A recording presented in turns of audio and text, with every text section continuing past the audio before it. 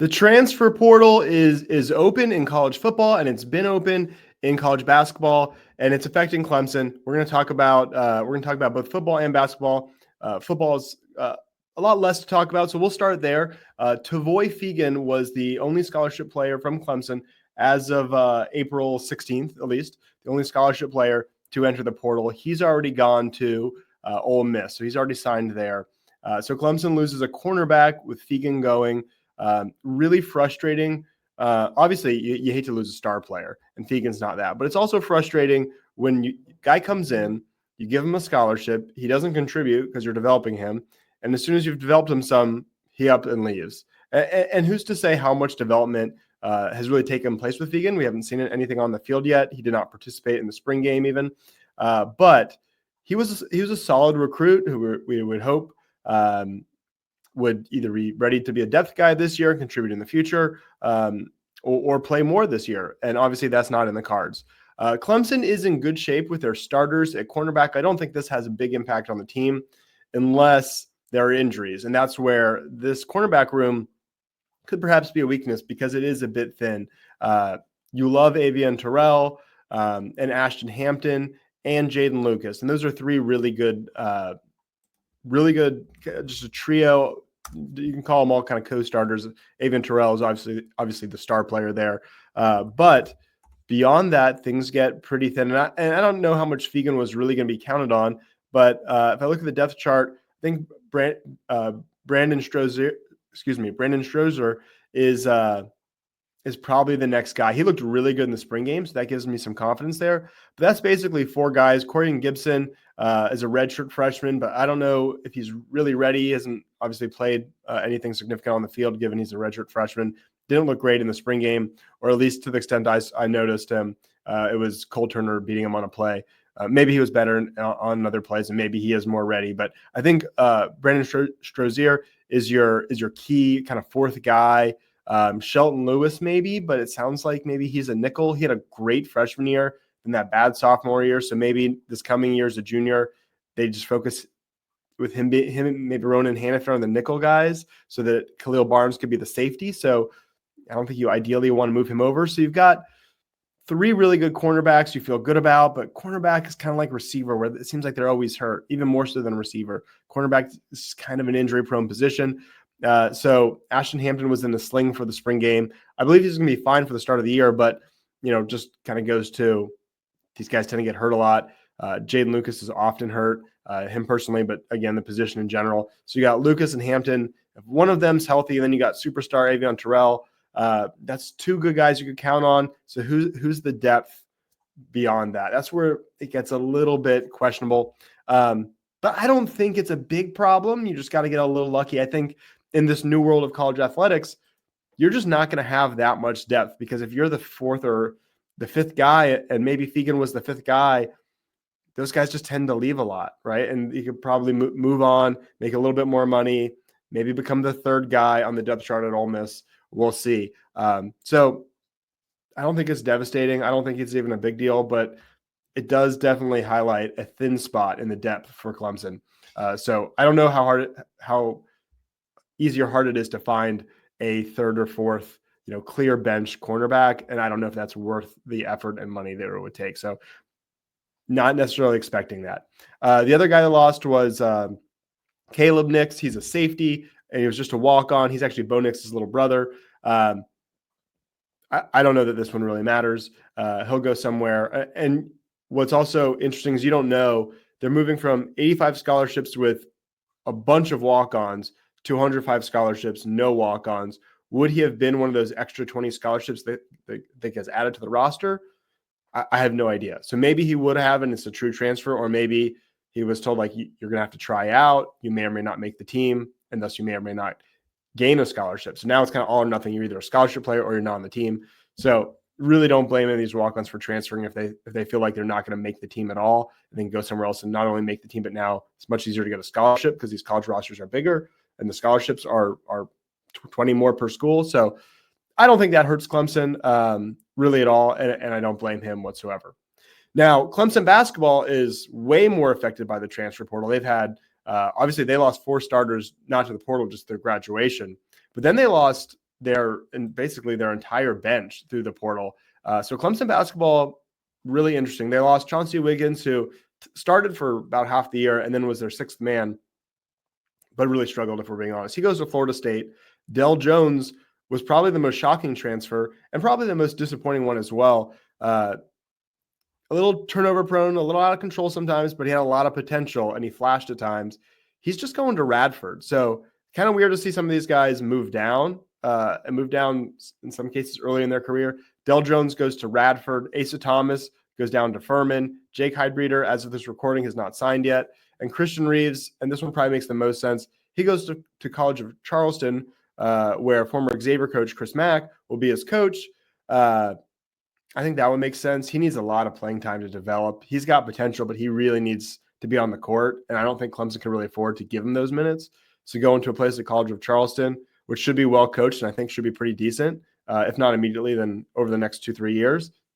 Makes some sense. So good for Christian Reeves for making the move from Duke to Clemson. Hopefully he can finish his career for multiple years at College of Charleston. I do wish him well there. So not stars that Clemson has to replace, but it's a lot of bodies. When you add on top of that, they lost 4 starters with Jaden Zachary, who last year he had 70 steals, third in a single season ever for Clemson, 70. Ian Shefflin, who's 7th all-time rebounder for Clemson, and obviously maybe not consistent, but a good scorer for Clemson, was banged up a lot last year, and that's why he didn't play as well in the tournament. But Shefflin, a big-time player. Chase Hunter, number 3 all-time on the Clemson scoring list, behind just Terrell McIntyre and number 1 Eldon Campbell. Also number 6 all-time in assists. I know he had a particularly long career because of the COVID year, but still, I mean, he was Clemson's star. And then Victor Locken, the Russian who came over by way of Cincinnati, 11.4 points per game, 6.4 rebounds per game. He was great, super likable, kind of a fan favorite, a little bit like Joe Girard in that he comes in 1 year and he's a fan favorite. And same for Jaden Zachary. A lot of these one-year guys have come in and really ingratiated themselves to the fan base. Zachary and Locken were some of my favorite players on last year's team. Obviously love Chase Hunter and Ian Shefflin, but those are legacy kind of Clemson guys, but the one and dones can be fan favorites too. And so that's a good segue to talk about some of these guys, some of which will be one and dones. But these are some of the new guys who have already joined Clemson via the portal. And one of them will be a one and done, Nick Davidson.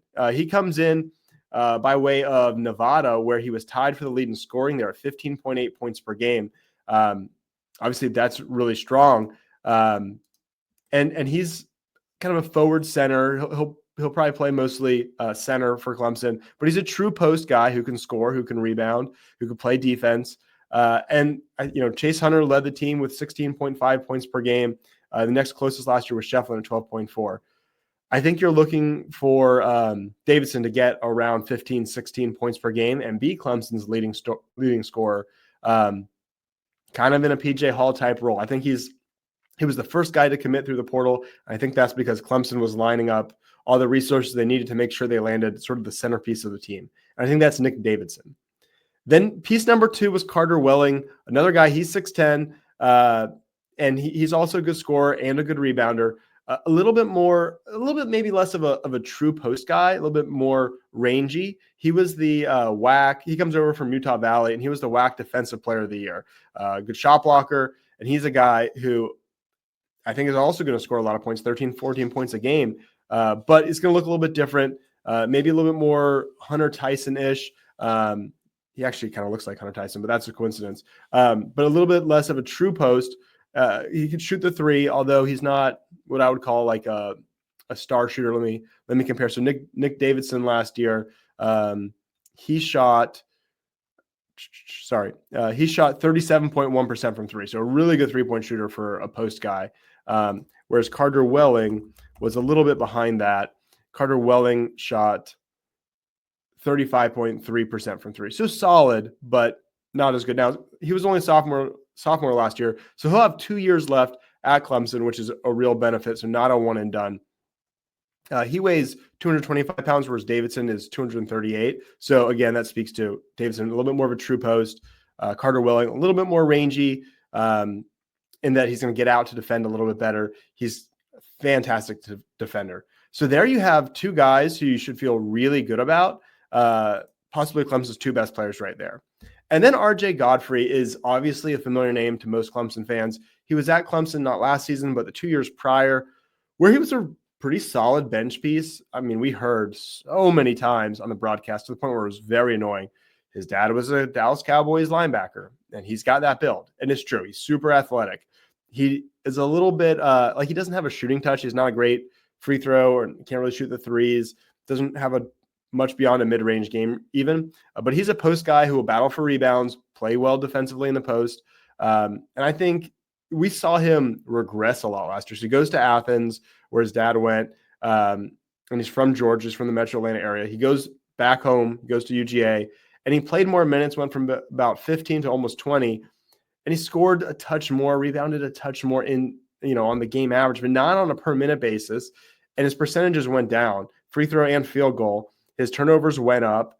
His offensive rating went from 111 to about 100. Pretty big drop. He was way less efficient.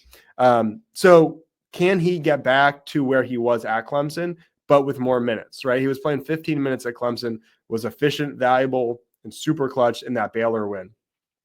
Can he now extend that level of play over 20 minutes, right? So you've got 2 stars ahead of him. He's going to be really the reserve for both of them. So can he spell them 10 minutes each and play 20 minutes a game, maybe get 8 and 4, 8 and 5 points and rebounds, that is. I think it's very possible. I like this move by Clemson. It's also kind of a feel-good move that he comes back home. He goes to Georgia, misses Clemson, wants to be back at Clemson, didn't burn those bridges, kind of speaks to the maturity of kind of that departure, comes back to Clemson, and now he left because he wasn't going to be a starter. He was going to be behind Shefflin at power forward, and they brought him Victor Locken. Well, he's still not going to be a starter, but now he's kind of went and tried that. Now he comes back and says, hey, I'm humbled. Now let me contribute in the biggest way I ever have at Clemson. I think it's a great move, and it gives Clemson a trio in the front court that's really good. Now let's look at some of the more recent guys. So they've added Jake Wahlin, and it's Wahlin, it's not Wahlin, and Butta Johnson. Wahlin comes over from Utah, not Utah Valley, and he's 6'10", but he's really slim. He's under 220. He averaged 6.3 points, 4.9 rebounds per game. And I think he'll probably start for Clemson at that kind of small forward or second wing position. And I think he's a good guy who could give you something on defense and rebounding. And I can imagine his scoring ticks up a little bit. I remember Utah is now in the Big 12, really, really high level competition. So the ACC is honestly a clear step down from that. So expecting him to be maybe the third or fourth best player with Dillon Hunter, still on the roster. The other guy who's really, really interesting is Efrem, or as he's more commonly called, Butta Johnson. 2 years ago, he scored 17 points against Clemson, looked amazing. That was for UAB in that Asheville Classic that Clemson barely beat UAB. He had a really good year that year, scoring over 11 with solid percentages. Let me pull those percentages. He shot 43% from the field overall with a 36% three-point percentage, scoring 11.2 points per game as a sophomore. That was on 31 minutes per game. Most of which were starts. Last year, he was about split between starts and coming off the bench. Saw fewer minutes with 27. His field goal percentage plummeted, though, to a pretty bad 36.7%. His three-point percentage was poor at 32%. So another guy who regressed, needs kind of a new look. He's from Huntsville, Alabama, so he actually leaves home to come to Clemson. He scored 8.8 points per game, which is okay, but coming from the AAC to the ACC, is a step up, right? So he's going to have to really elevate his game if he's going to be a starter at Clemson. I think it's, that change of scenery gives him a good opportunity to get back to where he was, but with competition levels stepping up, it's going to be hard for him to get back to 11, 12, 13 points a game. Can he do that? I think absolutely. If so, I think he's a great shooting guard for Clemson. But if not, Clemson is in a little bit of trouble because Dillon Hunter is an okay shooter, but not really his thing. He's more of a good defender, good distributor, very careful with the ball, reliable. So that's what the role for Dillon Hunter, but Hunter shot 31% from three. So you got to have another guard who could shoot. And Jake Wahlin, let's see what his percentage was. He was 35, so that's solid. But the shooting on this team, if Butta Johnson isn't going to really improve his shooting to 35 plus, this team needs more shooting. And so they've got 4 roster slots open. They don't need to fill them all. They could have walk-ons for kind of 1 year to get that slot and a temporary scholarship, and they could maybe get it again the next year, maybe not. I don't think they're going to try to get 4 more guys, nor should they. It's just not a good use of resources. You'd rather have 10 guys you pay with a scholarship, pay with revenue distribution, NIL, that you really care about and you develop and think they have a future with the team. If you try to, I don't think the way that they're going to give resources to football, basketball is just not going to have the ability to do that with 15 guys. And I think it just causes, kind of infighting trying to get minutes. So I don't think they'll fill out 4 more roster spots, but they probably need 1 more guy. Ideally a guy who they know can shoot, who can either start at shooting guard and be a reliable 3-point shooter, or who can come off the bench and give them kind of like a Alex Hemingway, Jake Heidbreder feel, reliable 3-point shooter, but more than that. What strikes me about this is we saw in that McNeese game, Clemson was the less athletic team, but they were an incredible shooting team, and shooting went cold, and they were totally, totally in trouble. This team's not going to be as good shooting pretty much no matter what at this point, unless they add some superstar shooter. That's unlikely. They're probably going to be a worse shooting team, but they might be more athletic with some of these guys they've brought in. In fact, I'm going to go out on a limb and say, aside from losing Chase Hunter, they're pretty much going to be more athletic. They need some shooting. I think they'll add 1 more guy. Now, I thought this was interesting.